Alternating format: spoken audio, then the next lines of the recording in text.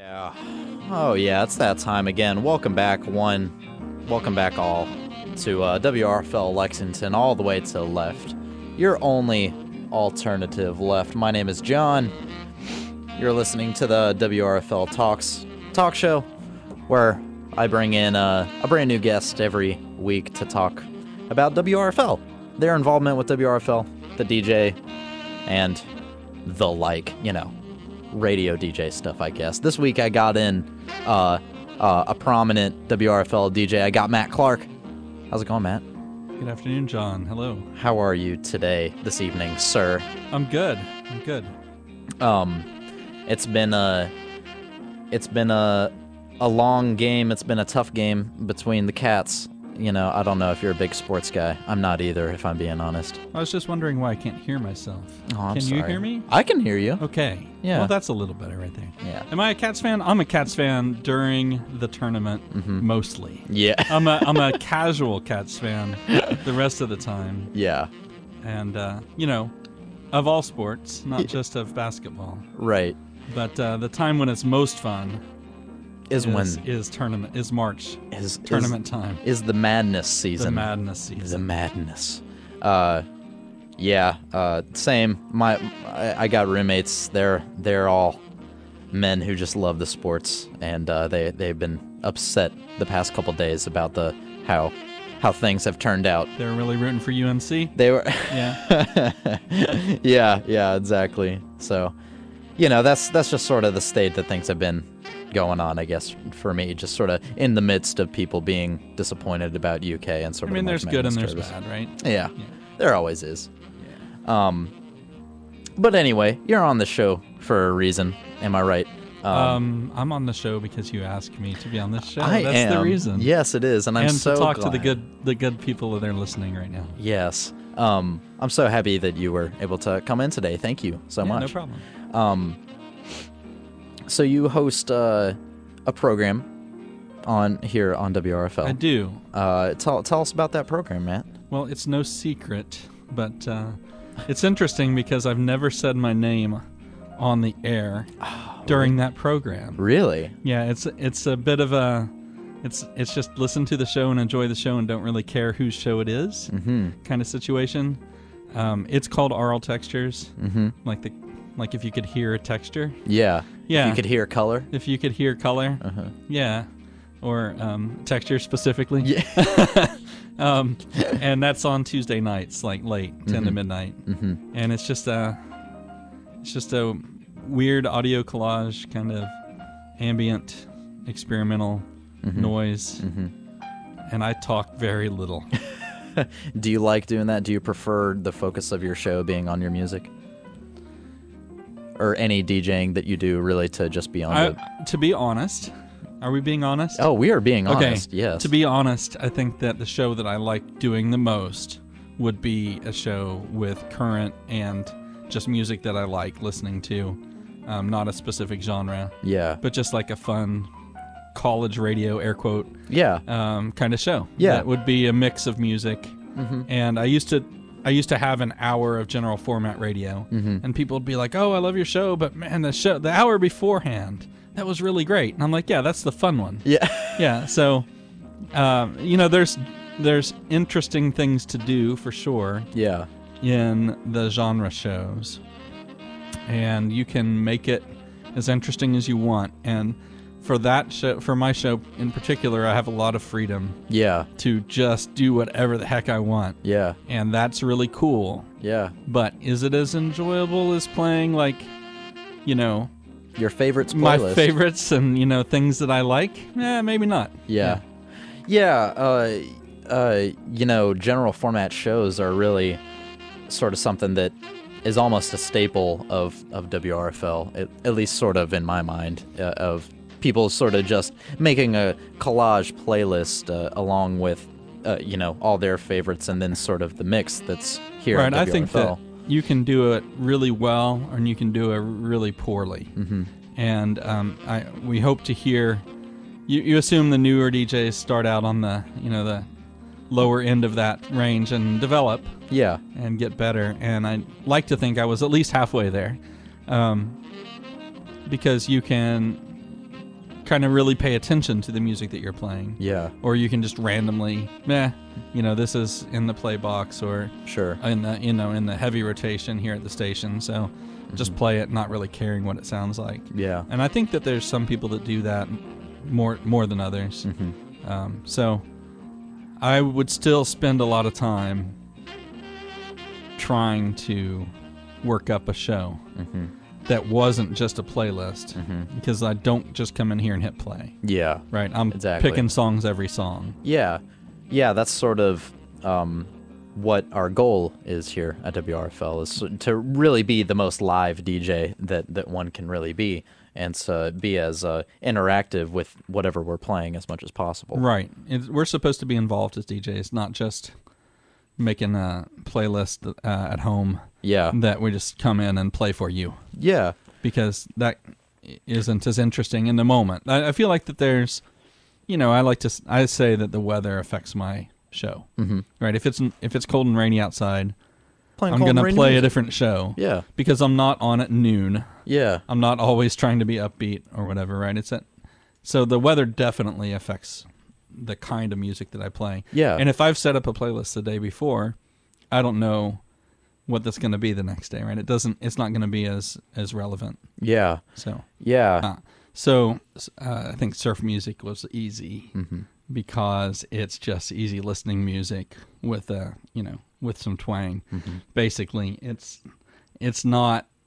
Nobody's objecting to surf music, right? Right. Like, you're just like, I can either, I'll just grin and bear it for a little while, or I like it, right? One or the other. And I've had people that are surprised that they liked it, right? Because they just think of 3 songs. Yeah. Everybody knows Miserlou, or whatever. Yeah. And so they just think that's surf music, and I'll never play that. And like, oh, I never had any idea there was so much. But it's all similar enough that nobody's thinking it's terrible, right? I think people would have much stronger reactions to a heavy metal show, right? Some people would be like, I love this. Yeah. Other people would be like, this is horrible. This is not for me. Yeah. Surf music's just so it's just so agreeable. It's easy listening. Yeah. It's a type of easy listening music. Yeah. And I did that show for 9 years. So it's not like, I didn't like it or anything. I like it a lot. I have a bunch of surf music, but I don't sit around listening to it either. Yeah. There's a time and a place for it. So it's cool because that can generate fans. So that kind of show, when you're playing music that everyone either is indifferent about or likes, then you can get people that are, fans of it. And then you start getting CDs in the mail and phone calls and people that see you around and, oh, hey, you're the guy that does that, Yeah. That's really kind of nice. And then you meet people in bands and, tell them you do that show and they're sending you their music and you're playing their music and, you can kind of get a community, and that can be really cool. And it also disappoints them when you stop doing this show, because I've gotten a lot of comments about, man, I wish you still did that. Yeah. And I'm like, man, dude, I did that for 9 straight years, weekly. 9 times 50 is approximately how many surf shows I did. How was that not enough for you? Well, yeah, I mean, you sort of just described, sort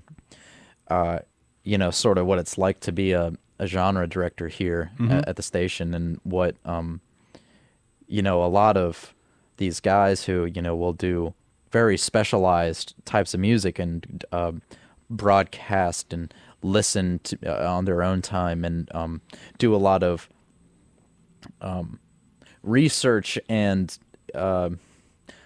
live world communication in order to get new music and stuff in for the station, and it's a lot of work. It is a lot of work. It's a lot that any individual has to do. Did you get a lot of assistance, or either inside or outside of WRFL? What I got was a few bands that are local that were great and have been in the scene for quite a while, that would send me a CD every now and then, and they're wonderful. So that was great. And I got a few bands on Bandcamp that would send me, hey, we released a new CD, here's a download code, Nice. that kind of thing, which is just the same as sending a CD in the mail, in today's world. Yeah. So other than that, it was just me. Yeah. Just doing my thing. Yeah. And to answer my question earlier about what is 9 years of 50 shows a year not enough, the answer is, because it was a Friday, it was fun, it was after work, and you just got in your car and you're driving home. You don't have to do any work to make it happen, right? You just turn on the radio and it's nice, and it's like, the week's over. Yeah. The surf music's on. Yeah. And so, that was the idea. That was the point of the show. That's why we did it then. It started out Friday morning. That's also, Friday's Friday, right? Yeah. Like we all sleep It's a through whole Friday day anyway, of celebration. Right? Yeah. Day of relaxation. It's a day of relaxation. So, I get it.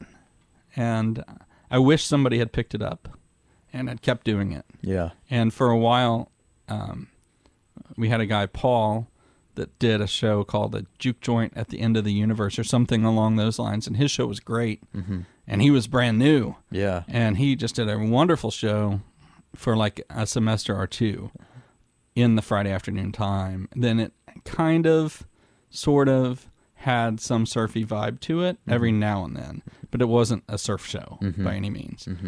And it's cheating, right? It's not really surf music when you're playing some song about hot rods or dune buggies or something. Yeah. It's not really surf music, but if it sounds surfy enough, I'll still do it. Yeah. And so it's my rules. Nobody calls in and complains and says, oh, that wasn't really surf music. What are you doing? It's like, man, it's my show. I'm going to play the music that I think goes well with it. I did get a call one time very early, and they said, hey, did you know that some surf music has lyrics? And I always laughed about that because I was always playing instrumental surf music.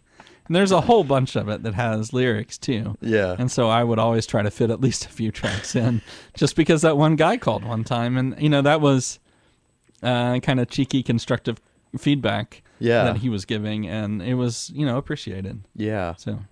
Yeah. There was...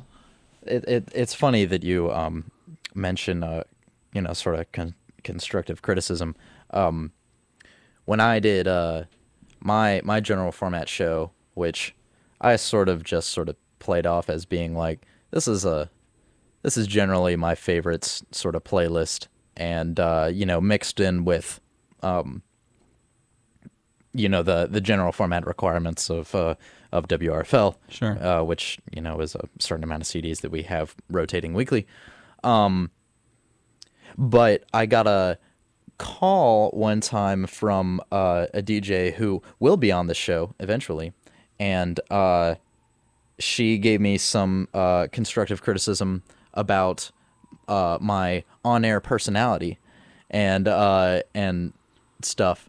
And at that time, I took it pretty hard because I was like, man, this is my time. Like I can sort of be the I can be the DJ. I can be whoever I want to be on the air. And even though I understand what you're trying to do and assist me and help me develop as a DJ, sure. it was still sort of like it still sort of felt almost like an affront to what I guess I had imagined for myself. What kind of you being a long-standing DJ, how do you think that sort of constructive criticism is best given or received between DJs? Two DJs between. I don't know. I don't know if this is a pointed question at me or not. No, it's not. I'm always giving feedback to people if I feel like it's needed. Mm-hmm. And do you feel like it's needed often? It just depends. Mm-hmm. Like I've called people and said, the best you're doing great. You're picking good songs, but the best thing you should do is go home and listen to the recording of your show, mm-hmm. because you'll be your own worst critic. Mm-hmm. And you need to hear what you sound like because you just said 50 times right in one air break. Mm-hmm. And they're like, you're kidding me. And I'm like, no, don't worry about it. We all have to work at that. We all say that naturally. We all have to stop. But go listen to yourself so that you know you're doing it, And I feel like, first of all, that's could be taken... Sorry. Some people have a brutal reaction to that. It could be taken negatively as like, hey, I just heard you say 50 times, you know, you need to stop that. But that's not what I'm going for. But, you know, in the moment, I'm like, I got to call you and tell you. Yeah. Because you won't believe me. Yeah. And you'll get mindful of it. And I've heard people's shows that sound, people's general format shows that every week when you tune in, you can hear the same artist and then like the same next artist. And it's like, okay, I get that you love those bands and they're great. We like those bands too. But maybe try to play a little variety, because sure, your show has a sound, but do you always want to be playing the same artist every week? And that's a personal choice. That's their choice. I don't really have a place to say, you know, is that right or is that wrong? But if I'm noticing it, then maybe, is it really what you intended? Yeah. You know what I mean? Sure. Yeah.